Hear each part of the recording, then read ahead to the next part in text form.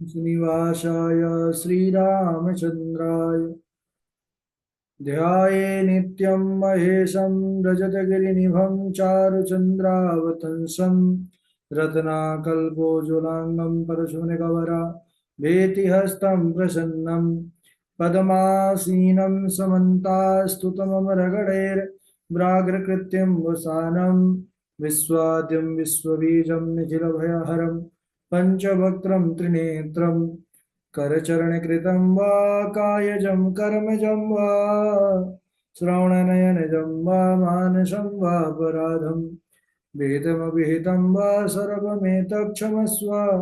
जय जय करुणाब्धे श्रीमहादेव शम्भो। श्रीलक्ष्मीनाथ समारम्भां नाथयामुनिमध्यमाम् अस्मदाचार्यपर्यन्तां वन्दे श्रीगुरुपरम्पराम्। अञ्जनानन्दनं वीरं जानकी शोकनाशनं कपीशमोक्षहन्तारं वन्दे लङ्काभयङ्करं। भक्ति भक्त भगवंत गुरु चतुर्नाम वपु एक, इनके पद वंदन किए नासत विघ्न अनेक। बोलिए शंभ सदाशिव भगवान की जय, पावन शिव महापुराण की जय। परम मंगलमय परात्पर अखिलेश्वर अचिंत कल्याण गुणगण निधान सर्वेश्वर सर्वाधिपति श्रेष्ठ आचरणवान प्रजा के सुखदाता विज्ञान के पूर्ण ज्ञाता देवाधिदेव जगत नियंता जगदीश्वर पंच तत्वोत्पादक विश्वेश्वर मंगल करता श्री सांब सदाशिव भगवान के पावन चरणारविंदों पर कोटशाह नमन नतमस्तक वंदन एवं अभिनंदन। पराम्बा भगवती जगदीश्वरी शंकर शिव प्राण वल्लभा जगत जननी माँ जगदम्बा माता पार्वती जी के पावन चरणारविंदों पर कोटशाह प्रणति। शिवाय शंभो का यह शब्द में विग्रह शिव महापुराण को कोटि कोटि प्रणाम। समस्त भूतादिक सी राम में सब जग जानी करहु प्रणाम जोर जुग पानी। हम सबका यह परमो सौभाग्य कि शिव कथा मंदाकिनी पर अवगाहन करने का सुंदर लाभ प्राप्त कर रहे हैं। ऐसा अवसर सदाशिव की विशेष कृपा के बाद ही प्राप्त होता है। कल के दिवस में चर्चा चल रही थी भगवान सदाशिव के सुंदर ज्योतिर्लिंग लिंग के जो स्वरूप है। तो भीम शंकर ज्योतिर्लिंग का प्राकट्य किस कारण से हुआ उसको हम सबने श्रवण किया। भीम नामक असुर को मारने के लिए ही सदाशिव अपने परम भक्त काम रूप के रक्षार्थ वही शिव ज्योतिर्लिंग से प्रकट हो गए और उस भीम नामक असुर का उन्होंने वध किया। सदैव के लिए सबके प्रार्थना करने पर कहते हैं वहीं पर ऋषियों के प्रार्थना करने पर सदैव के लिए स्थित हो गए और भीम शंकर ज्योतिर्लिंग के रूप में जगत में विख्यात हुए।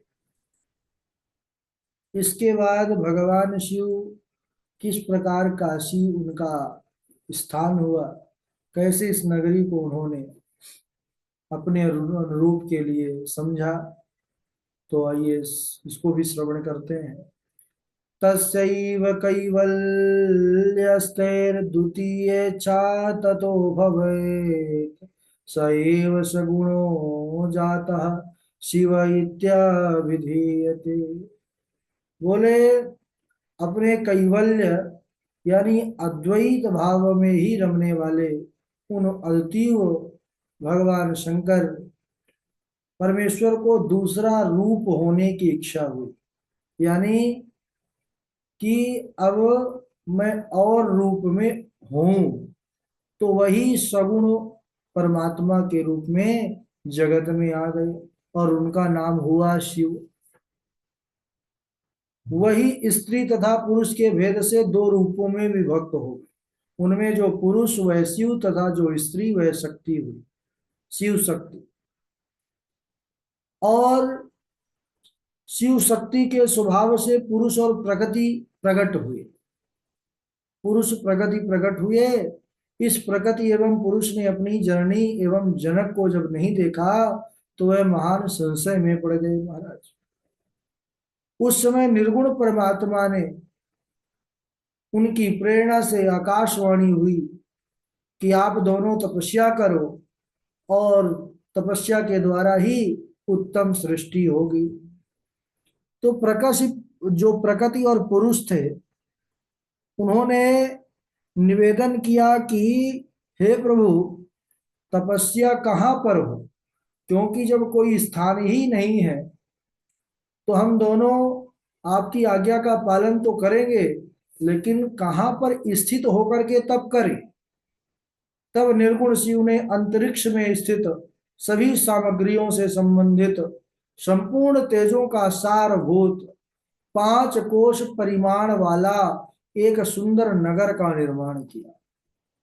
उस नगर को शिव जी ने पुरुष के समीप भेज दिया और वहां स्थित होकर पुरुष रूप विष्णु ने सृष्टि की कामना से उन शिव जी का ध्यान करते हुए बहुत वर्षों तक तपस्या किया।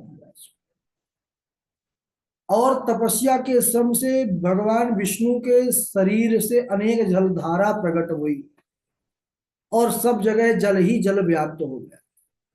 विष्णु जी ने देखा कि यह क्या है, उनको आश्चर्य हुआ और अपना जब सर उन्होंने हिलाया तो उनके कान से एक मणि वहां पर गिरी और जिस स्थान पर गिरी वह तीर्थ के रूप में परिणित हो गया, मणिकर्णिका के रूप में वह जाना गया। और वह काशी नगरी जब उस जल में डूबने लगी, जो भगवान नारायण के तपस्या के श्रम से जल निकल रहा था, तो सदाशिव ने उस नगरी को अपने त्रिशूल के नोक पर स्थित कर दिया। उसके बाद भगवान नारायण पुरुष तथा उनकी पत्नी प्रकृति इस नगर में सो गए और भगवान शंकर की प्रेरणा से विष्णु जी के नाभि कमल से ब्रह्मा जी प्रकट हुए। तब उन्होंने शिव की आज्ञा पाकर अद्भुत सृष्टि कर डाली। ब्रह्मा जी ने ही सृष्टि का निर्माण संभाला और उन्होंने ब्रह्मांड में 14 लोकों का निर्माण किया। योजनानां च 50 कोटि संख्या प्रमाणतः ब्रह्मांडस्यैव विस्तारो मुनिभिः परिकीर्तितः। धन्य है, हमारे ऋषि मुनियों ने हजारों लाखों वर्ष पहले ही इस पूरे ज्ञान विज्ञान ब्रह्मांड के एक एक अणु के बारे में लिख करके वह हम सबको ज्ञात करा चुके। मुनियों ने इस ब्रह्मांड का विस्तार 50 करोड़ योजन बताया है। योजना नाम च 50 कोटि संख्या प्रमाणता। ब्रह्मांड में अपने अपने कर्मों से बधे हुए सभी प्राणी मुझे किस प्रकार प्राप्त करेंगे, ऐसा विचार करके ही सदाशिव ने पंचकोशी को ब्रह्मांड से अलग रखा है। भगवान सदाशिव इस काशी के महिमा में स्वयं कहते हैं कि यम च सुविधा लोके कर्मनाश करी मता मोक्ष प्रकाशिका काशी ज्ञान दामम सुप्रिया। यह काशी लोक कल्याण करने वाली, कर्म बंधन का विनाश करने वाली, मोक्ष तत्व को देने वाली और ज्ञान प्रदान करने वाली तथा मुझे अत्यंत प्रिय है, ऐसा स्वयं सदाशिव के वचन है। तो इस काशी की बड़ी भारी महिमा है महाराज, और इसमें भगवान शिव की कृपा इस नगरी पर बनी ही रहती है। सदाशिव कभी इसको अपनी कृपा से मुक्त नहीं करते, इसीलिए इसका एक नाम है अभिमुक्त। संकल्प में भी पढ़ते हैं विमुक्त क्षेत्र। बोलिए काशी विश्वनाथ भगवान की जय। इसके बाद वैद्यनाथेश्वर महादेव की बड़ी भारी महिमा कही गई है। सूत जी बोले कि हे ऋषियों, हे ब्राह्मणों, प्राचीन काल में मान पाने की इच्छा से लंकापति रावण ने श्रद्धा के साथ भगवान शंकर को प्रणाम किया, किंतु शंकर जी प्रसन्न नहीं हुए। शंकर जी को प्रसन्न होता ना देख करके प्रसन्न करने के लिए उसने एक गड्ढा को खोदा, उसमें अग्नि प्रज्वलित करके समीप बैठ गया और शिव जी का एक ज्योतिर्लिंग स्थापित कर और गर्मी में पंचाग्नि तपते हुए और वर्षा में पानी आदि तूफान सहते हुए, शीत में ठंडी आदि को सहते हुए उसने बड़ा भारी तप किया। फिर भी जब शंकर जी प्रसन्न ना हुए तो वह राक्षसपति रावण अपने मस्तक काट करके ही शिव को अर्पित करने लगा। जब उसने अपना 10वां सिर काटना चाहा, उसी समय शिव जी संतुष्ट होकर के वहां पर प्रकट हो गए। सदाशिव ने अपनी कृपा द्वारा उसके सभी मस्तक ज्यों का त्यों लगा दिए और अतुल बल उसको प्रदान किया। जब शंकर जी को प्रसन्न जान करके रावण ने नम्रता पूर्वक प्रार्थना किया कि हे प्रभु, आप मेरे ही साथ लंका को चलिए। शंकर जी जब देखे कि अरे यह तो हमको बंधन में डालने वाला है, सदाशिव बोले कि हे लंकेश्वर, मेरी आज्ञा से मेरा यह स्वरूप जो ज्योतिर्लिंग है अपने साथ तुम लंका में ले जाओ, किंतु याद रखना मार्ग में कहीं रखना मत। जिस स्थान पर तुम रख दोगे फिर वहां से यह उठेगा नहीं।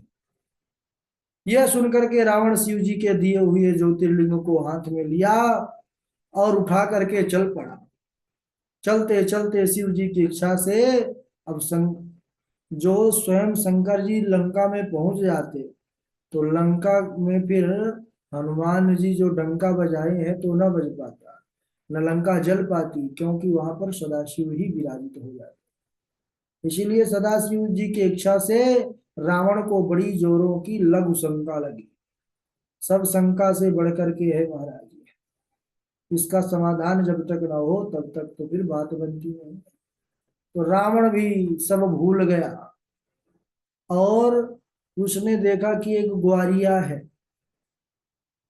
चरवाहा, जो गाय आदि चराने का कार्य करते हैं। उसने क्या किया, बुलाया कि इधर आओ, और उसको हाथ में पकड़ा दिया कि मैं आ रहा हूं लघु शंका करके, तुम तब तक पकड़ के रखना, नीचे मत रखना। लघु शंका करने बैठ गया, लेकिन महाराज उस ग्वारिये ने 2 घड़ी इंतजार किया, लेकिन इधर लघु शंका बंद ही नहीं हो रही भगवान की माया से। और जब वह हार थक करके ग्वारिये ने नीचे शिवलिंग रख दिया, लघु शंका बंद भाई, रावण आया पृथ्वी पर रखा हुआ देखा तो महाराज वह भी दुखी हो गया और उसने बड़ा प्रयास किया उसको उठाने का, लेकिन वह शिव जी वहां से उठे नहीं। वैद्यनाथेश्वरम नामना तल्लिंग भगवन मुने प्रसिद्धम त्रिशुलोकेशु भुक्ति मुक्ति प्रदम सताम। तो वह लिंग तीनों लोकों में फिर वैद्यनाथ के रूप में जाना गया और वैद्यनाथेश्वर के नाम से ही प्रसिद्ध हुआ। यह ज्योतिर्लिंग सत्पुरुषों को मुक्ति और भुक्ति प्रदान करने वाला है। बोलिए वैद्यनाथेश्वर महादेव की जय। इसके बाद जो भगवान नागेश्वर रूप में विराजते हैं, तो भगवान शिव ने दारुक नामक दानव का जब संहार किया तो जो उनकी पत्नी दारुका माता पार्वती की शरण में जाकर के उनकी बड़ी भारी स्तुति किया। भगवान शंकर तथा भगवती पार्वती दोनों ज्योति स्वरूप होकर नागेश्वर के नाम से वहीं पर स्थित हो गए। रामेश्वर की महिमा आप सब जानते ही हैं।